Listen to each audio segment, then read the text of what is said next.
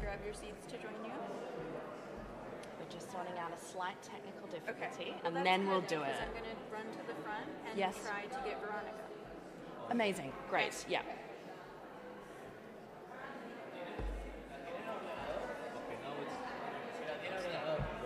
I'm listening and running it.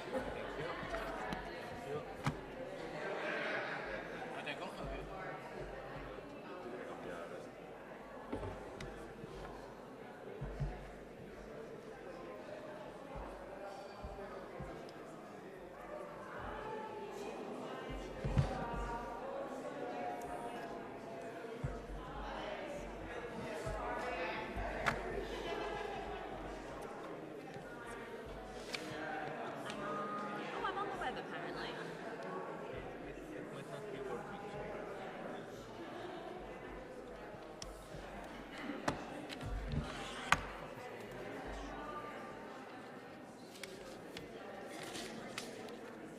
No, it doesn't. I think it's 80. I need 80.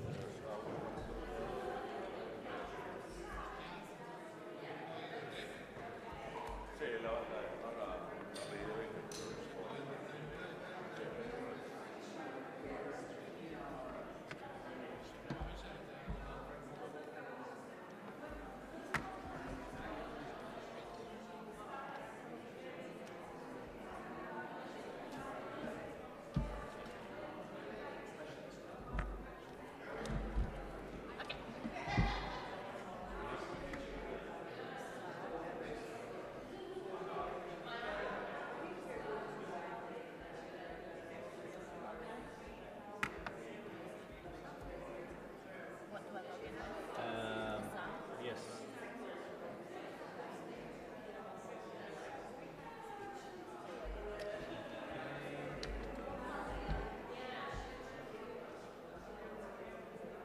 Okay, so recommend. Okay. So mine is working now. Should we try mine first? Or What difference does it make? yeah, I mean now yeah. Should be okay. Yeah, I'm just gonna close for you.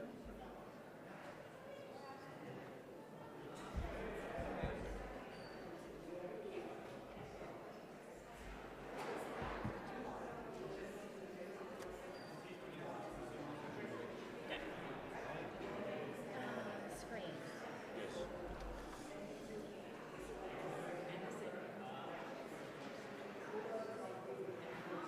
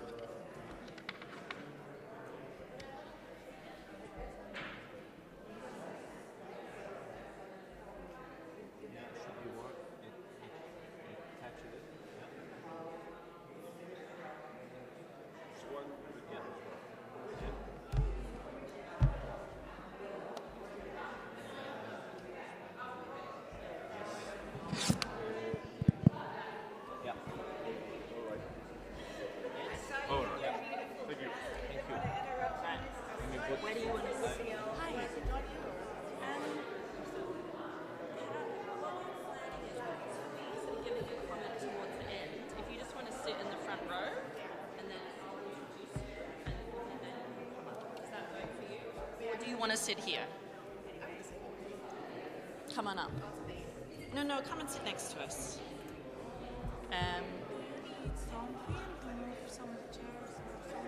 We don't need this many, but you can just leave them.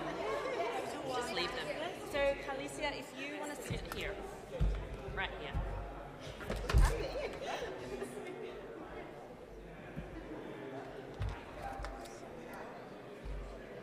So you then need to be Yes. using this. Yes. And it's plugged in now. Yeah, all good. Just in case. Yes.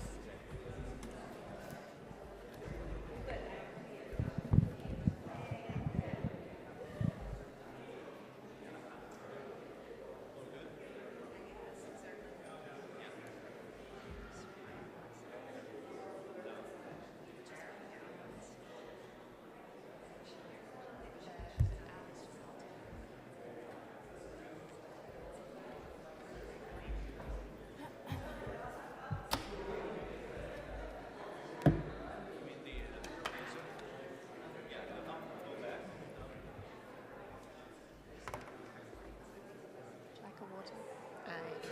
Come with my own. Prepped.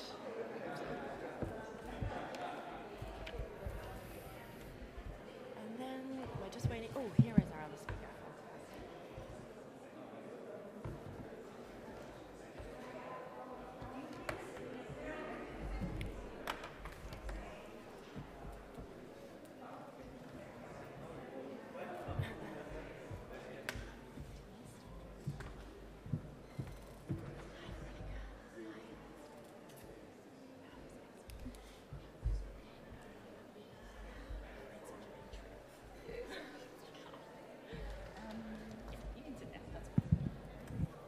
So we'll get started. Welcome. It's good to get started. Ali, I don't do anything Ali doesn't tell me to do.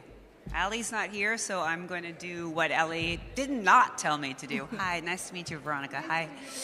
So I'm Lisa Witter, and I'm the co-founder of the Better Politics Foundation.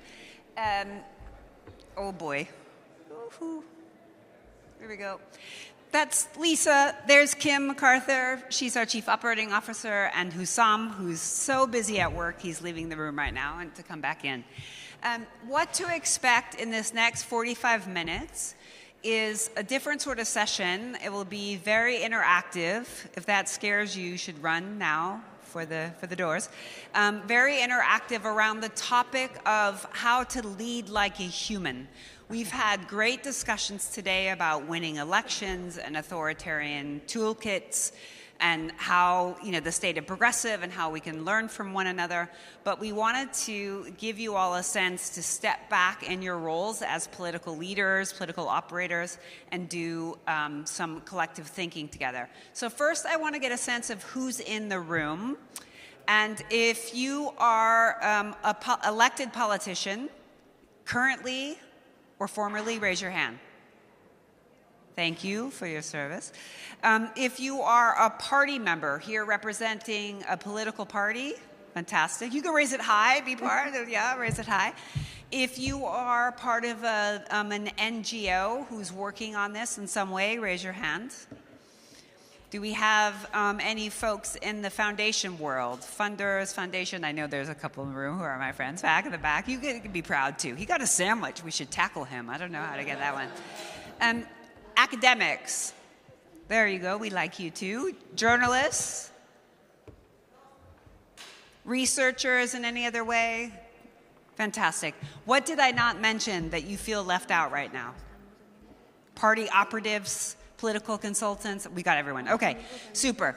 Now, I'm gonna ask you to sort of maybe uncross your legs, focus for just a minute. I'm gonna ask you on a scale of 1 to 5, 5 being I couldn't feel better, and 1, I am so tired of this woman talking, I don't feel great. Let me know. Are you feeling 1? Anyone feeling 1? 2? 3? Honest, thank you. We can give you a hug later if you want. 4? I don't know, 5. Good. So, Hussam and Kim, there, you're 4, yeah? How you feeling?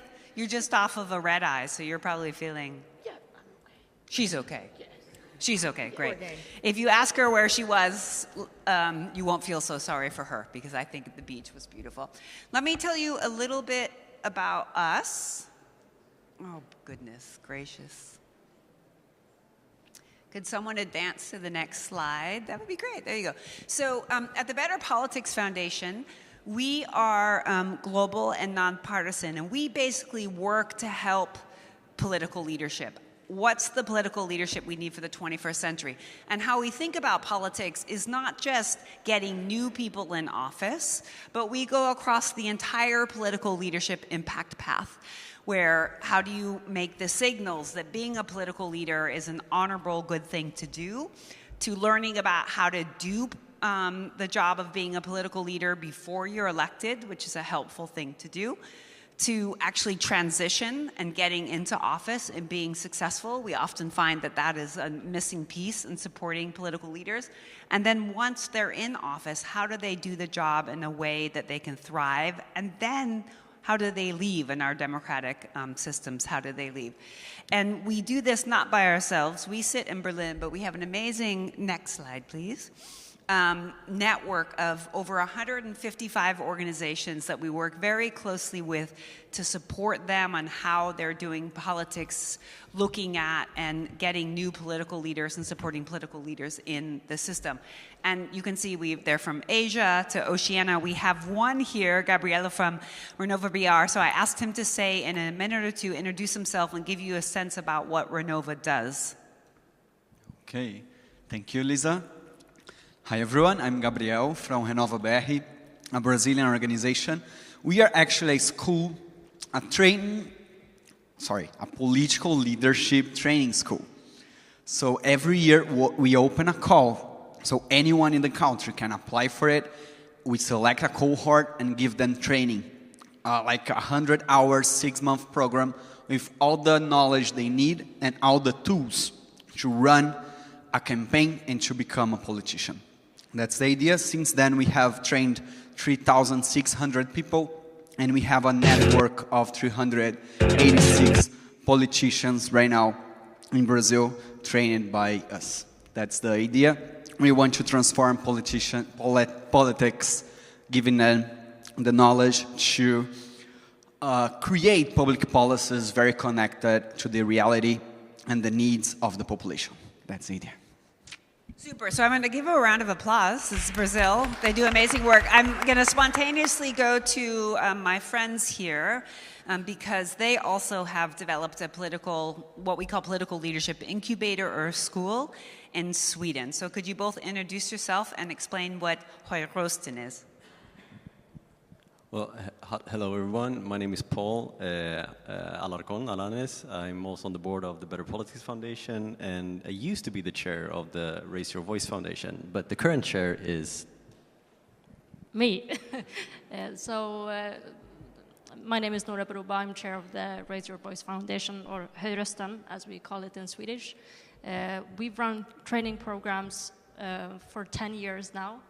We're opening our 11th cohort, and this year we have elections on all levels, and we have some amazing alumni running for office. So I think both the Renova example and many members of the Plan and Högrösten are examples that there are actually things you can do to get people that have no connection to political institutions but have a very clear engagement in social issues, social movements, entrepreneurship, something else, and actually take that energy, competence, and perspective into politics. And these programs are just one of, like I said, many around the world that go beyond just teaching people how to get elected. It's 1/3 transformational leadership, 1/3 politics, and 1/3 how to actually be an effective policymaker. So when you get elected, you can do that. So we'd love to stay in touch with anyone. And we, work outside officially political parties, but then these people feed into political parties. That's how politics works, as you know. We also, besides working with talent, the people in the system, we have an index that looks at what are the structural systems, because you can't just take good people and shove them into a broken system that support good people. So check out, we have a QR code, the Better Politics Index. And with that, I'm going to pass it over to my colleague, Kim. Thanks. Give a clap for her, too. Give a clap for Lisa. So we subtitled this session, and Ali was very kind to let us do that, Lead Human, as somewhat of a provocation, because I think that the human aspect of political leadership certainly tends to be the thing that gets forgotten, or it's sort of the opposite of what is expected or required of our leaders. So I think political leadership in the modern age often requires quite superhuman capacity, abilities to succeed. We are expecting our leaders to always be on, always be available, always be right, at the same time never make mistakes, never go back on their word, never be vulnerable. And so this really is creating this kind of set of superhuman requirements or expectations. And then more broadly in society, what tends to happen is that we are then surprised or very disappointed when they can't live up to those expectations. And all of that is in the context of very few leaders around the world having any sort of preparation or training or support. And this is why the work that Gabrielle and that Noura are doing around the world to actually prepare and support leaders is so important. We have very, very high expectations. And I don't think you can imagine many other professions that have quite high stakes in our societies, like lawyers or doctors or teachers, having no training, having no support. We expect them to have that. But I think often in democratic societies, we kind of confuse campaigning and elections with preparation for leading. And they're quite different things and quite different skill sets. So we've been looking at what is the experience of being a political leader in the modern age all around the world. So we put out a report a couple of years ago looking at the mental well-being of leaders. And so it was the first of its kind to look at this topic, which we found really strange and odd. And we called it Mere Mortals, and that was, again, really drawing on this idea that these are humans, these are people doing this role, but there are often somewhat unrealistic expectations with very little support. Since 2023, when we put out the report, we've gone deeper as well. So now we've spoken with about 500 leaders from all over the world, surveyed, interviewed them. And I guess the numbers, the stats are not great in terms of well-being. So we found, as you can see up here, if you can read from very far away, very tiny numbers, that about 41% of political leaders rated as having low or very low mental well-being. So comparing that to other professions, that's lower than emergency service workers or doctors and nurses during the height of the COVID pandemic. And we've done some more research recently in Australia, and we've gone deeper there, and about 70% of the leaders there told us that their mental well-being had been negatively impacted by doing this job. That's worrying, I mean, for them, they're people. Political leaders are people too, but it's worrying more for democracy. Because if you have low mental well-being, you can't make complex decisions, your ability to be creative, to relate to people who are different to you is lowered. And what we're seeing as well is people leaving at increasing rates, and others saying, actually, I just don't want to do this job if that's what it is in the modern age. So a lot of the work that we do at the Foundation is, one, to raise awareness of this, but also then to do something about it. So we bring together this network of organisations that are all working to better support, to train, to develop political leaders. And we're doing that so that we can have better politics, so we can produce better policies, and ultimately that we can better serve citizens all around the world by having these leaders who know what they're doing, they can thrive, and they're not just the ones left with the thickest skins, essentially.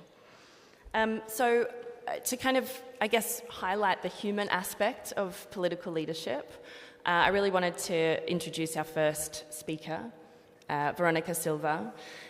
She is a former vice presidential candidate in Ecuador, and if anyone was in the previous panel that was here in this room before us, we got a bit of an insight into the politics in Ecuador. So I think an extraordinary political environment, and you've had an extraordinary political journey. So you're a political scientist, a sociologist, a political advisor. You've worked in the municipality of Quito, and unfortunately, because of far-right political persecution, you've had to leave Ecuador and are now based in Switzerland, but are still continuing the work. You're still involved. So I'd love you just to tell us a little bit about your story and why you stay. Thank you, Dara. Thank you so much, and thank you all of you to be here trying to build this world that we really don't want more war. We really try to build our institutions in order to maintain peace and democracy. Yes, thank you so much, Harold. My name is Veronica Silva. I am a sociologist and a political science from Ecuador. But my relationship with politics did not begin in academia. No, it began in the field. When I was 14 years old, I started working with indigenous community in Ecuador. Through that experience, I encountered the profound inequalities that structure our society. Access to education, healthcare, and political participation was deeply uneven. Those early experiences shaped my political and intellectual commitment. Understanding power, inequality, and institution became central to my work. During the political crisis surrounding the government of Lucio Gutierrez, I participated in student movements protesting authoritarian practices and democratic erosion. The protests were harshly repressed, forcing me to leave the country and move to Mexico. Exile, you know, like for many political activists in Latin America, became both a personal rupture and an intellectual turning point. It was in Mexico that I completed my studies in political science and later became a university professor. For many years, I worked at the intersection of academia, research, and public policy, focusing on institutional analysis, decentralization, municipal governance, and regional development.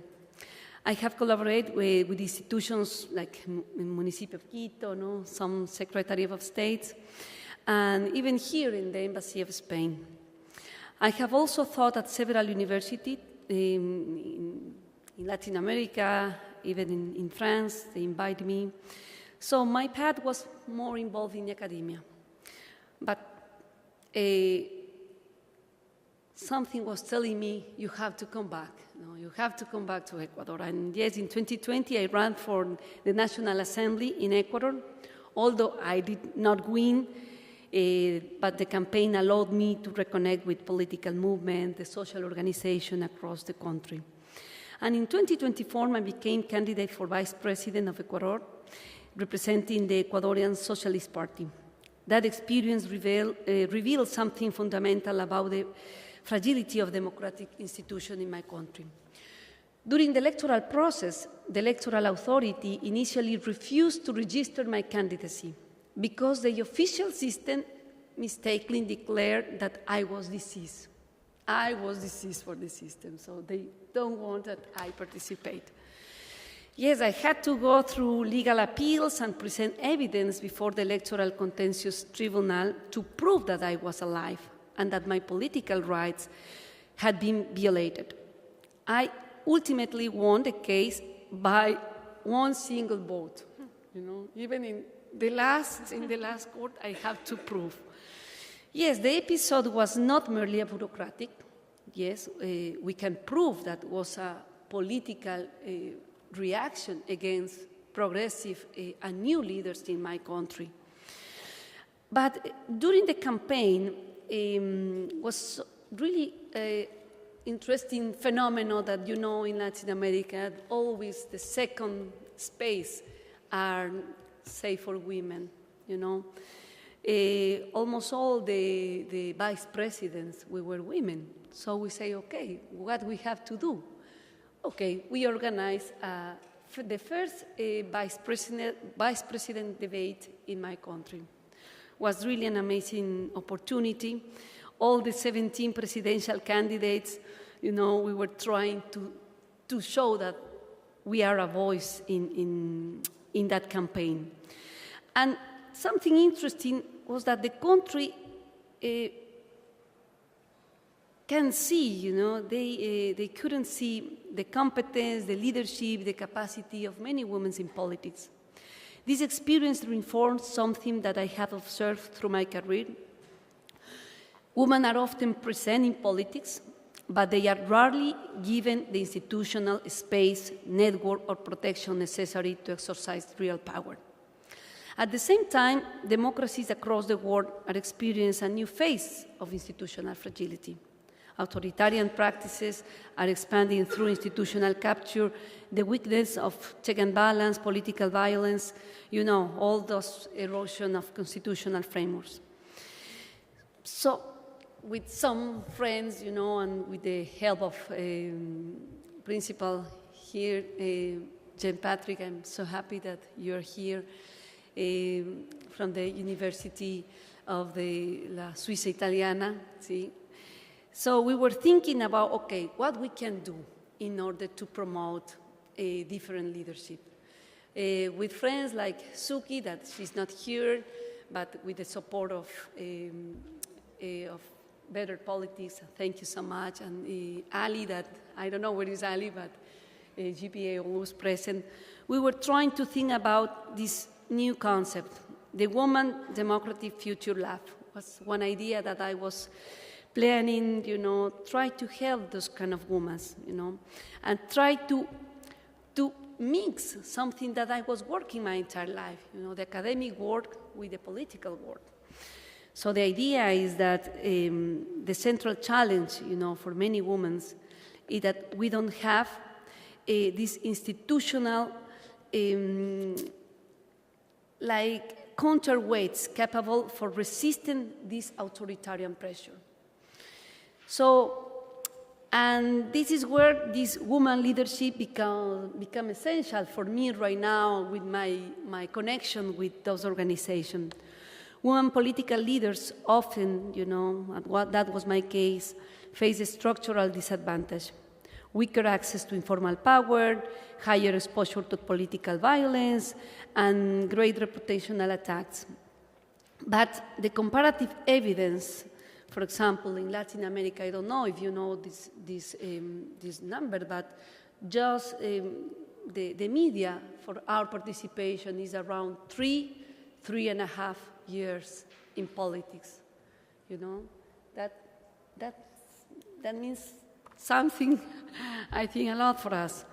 So the idea with this project is precisely try to connect, all the experience in academia, all the experience in those institutions that can make like a core, with these women.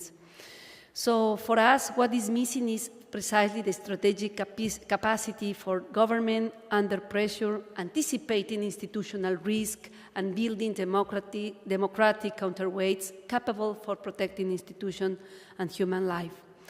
For that reason, we consider that this laboratory is conceived as a high-trust strategic space that connects women political leaders with rigorous institutional analysis and comparative political knowledge.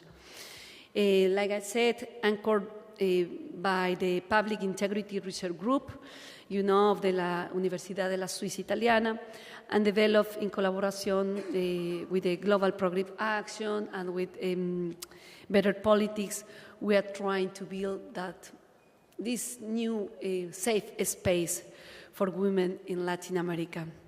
Political science has produced sophisticated theories about institutions, government, democracy, resilience, but sometimes it's so apart in our experience like politicians. So that was my experience, I came from the academic world. And when I was doing politics, our university, they were really so far of our experience. So we can make a bridge between these two different worlds, but they are really connected. So I think for me right now, this is my dream. I wanted to put my experience in order to build new leaderships, women that really have this support. Thank you so much. Thank you very much. Thank you so much, Veronica.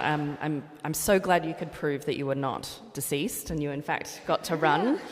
And the work that you do in bridging these different worlds is just fantastic. Thank you. So I'm now going to hand over to Hussam, who's going to lead us through a bit of an interactive section. Thank you. And I might ask you also to click for me. Yeah, so let's go to the interactive exercise. My name is Hussam. I'm the head of projects at the Better Politics Foundation. And I want you first to stand up and find a partner. because this next exercise needs a partner, basically. Try to do the exercise with someone that you did not come to the room with, okay? So try to find a new friend. New friends. We can pray together. Okay. Can we pray? Nice to meet you. Same. Carissa, how you Okay? You know my. Does everyone have a partner? Raise your hand if you have a partner. Okay. All good? Okay, so. You hear me now? Okay, so what we are trying to do in the next 15, 20 minutes is to practice listening, okay? A very important skill for political leadership, something that is often we do all the time, but maybe we don't do the best way we can do. And what I want to, spotlight here is a framework called the Otto Scharmer 4 levels of listening. And if you, yes, it's here. And usually when we're listening, we are at level 1, basically. We are at downloading from the person that we're listening what basically confirms what we know, okay? We're just listening to confirm what we already know from that person.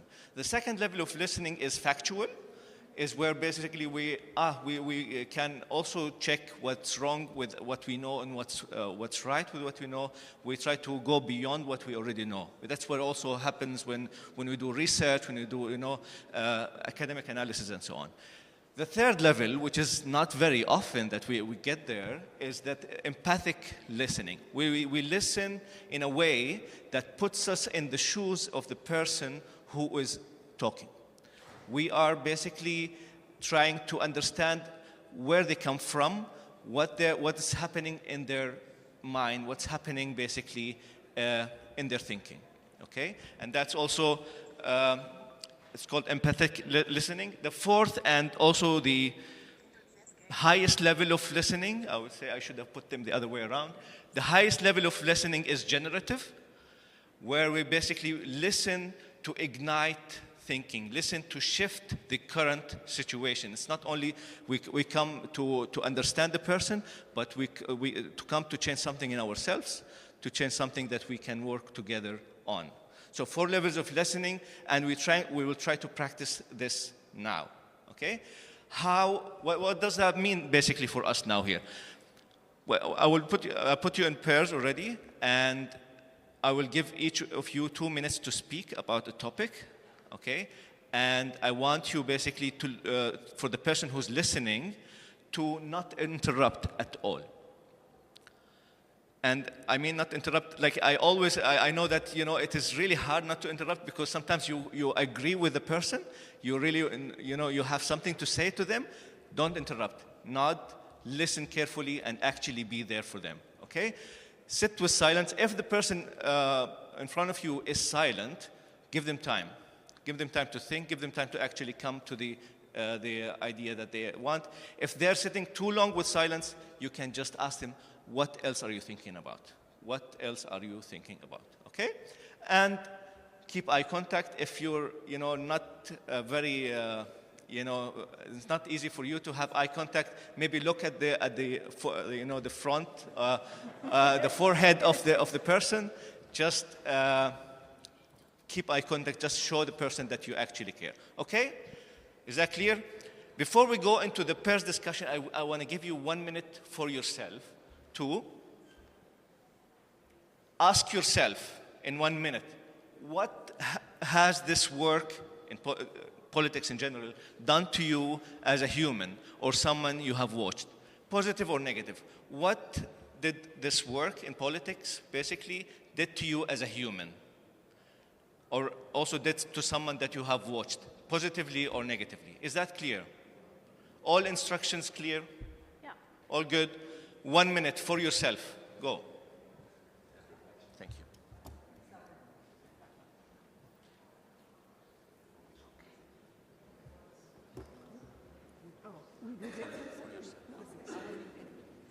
Okay.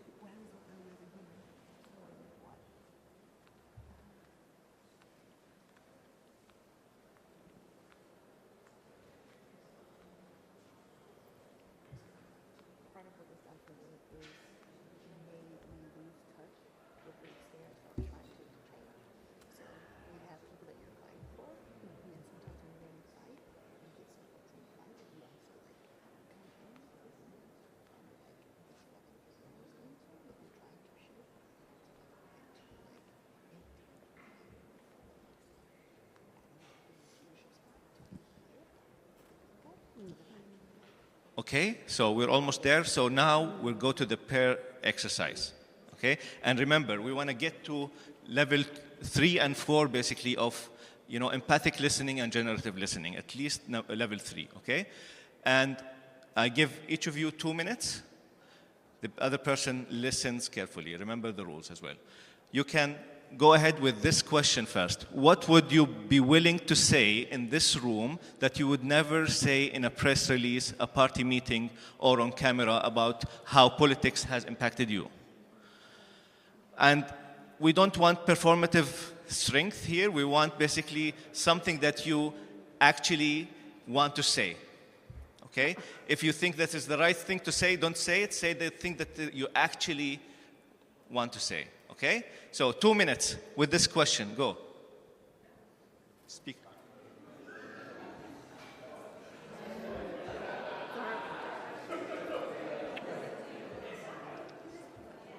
It's hard because, I have a really attitude with me that, even I cannot say publicly. But when I try to enter in politics, I really was like a minister of foreign affairs.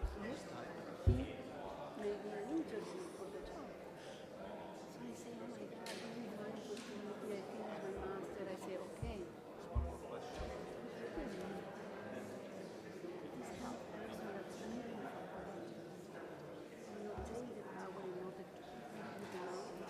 So I was in Mexico.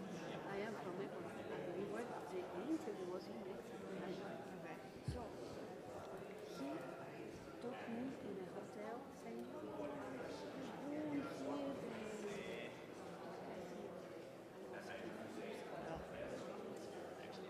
and the guy started. But mine, this microseconds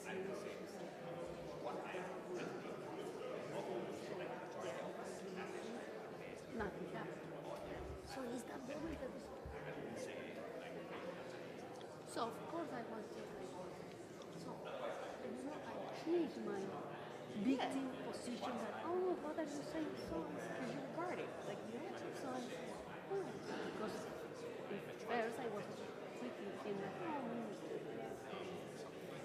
So because the first 30 minutes he was really listening to me like, oh, consider me like a person. But then when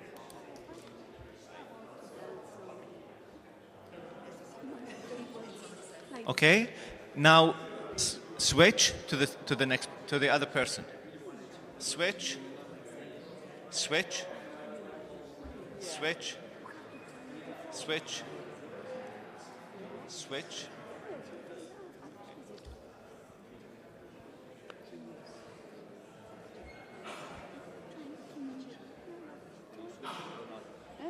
We're doing our part. yes.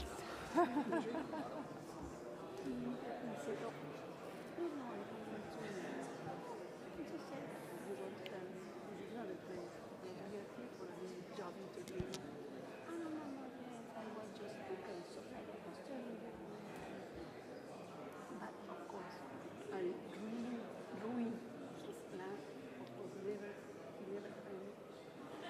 even now.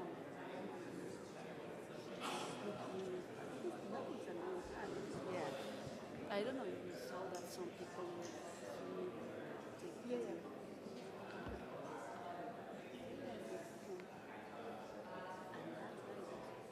I wanted to be in that. Yes, absolutely. Even now, I cannot because so I am socially active.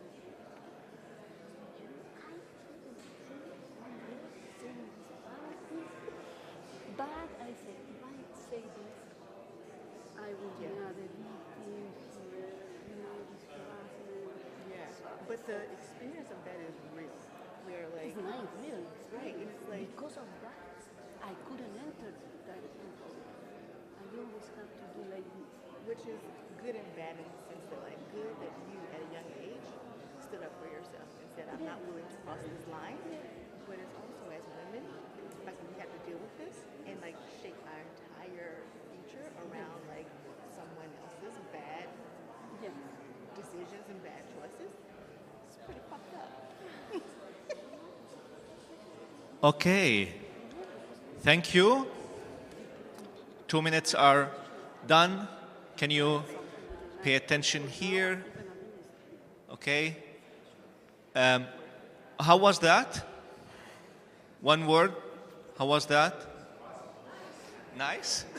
People usually get interrupted in the first 10 seconds with the speaking, so I hope you enjoyed this experience. So we go to the second question, okay? Same exercise, second and final question, okay?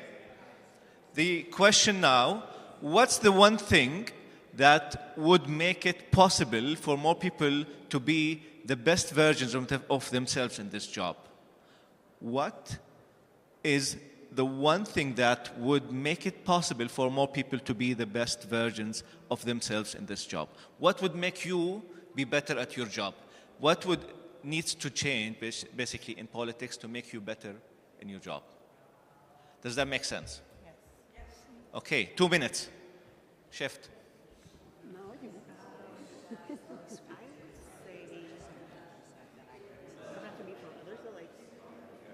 Being able to take risks and knowing that even if you fail, there's room for you to continue. I think that we put so much on people's shoulders. It's like, here, there's bad things happening for us. We have to respond. Like the rest of us have to plan. We have to be out there.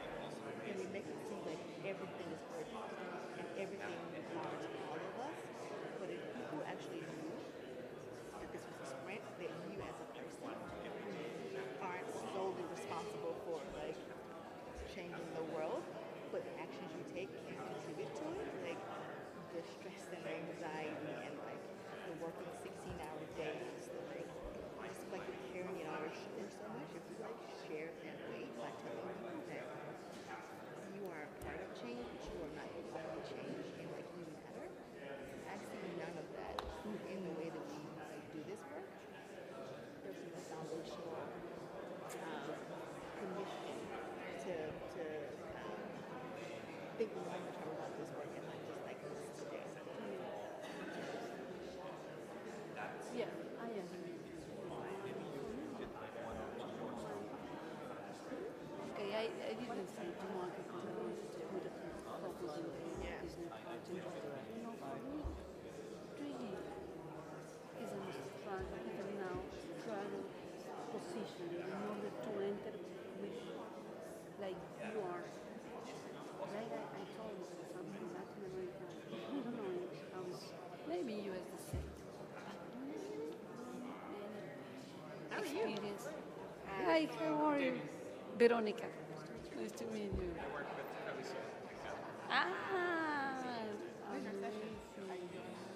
Okay, so let's switch for one final time. Switch now. Switch. Switch. You are more.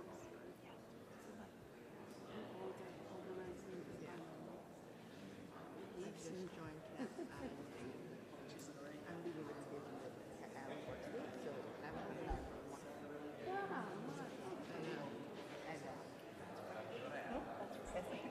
it is fresh. It's also captive, so it's like fresh water every day. It's like fresh drowning. So we're drinking from a fire.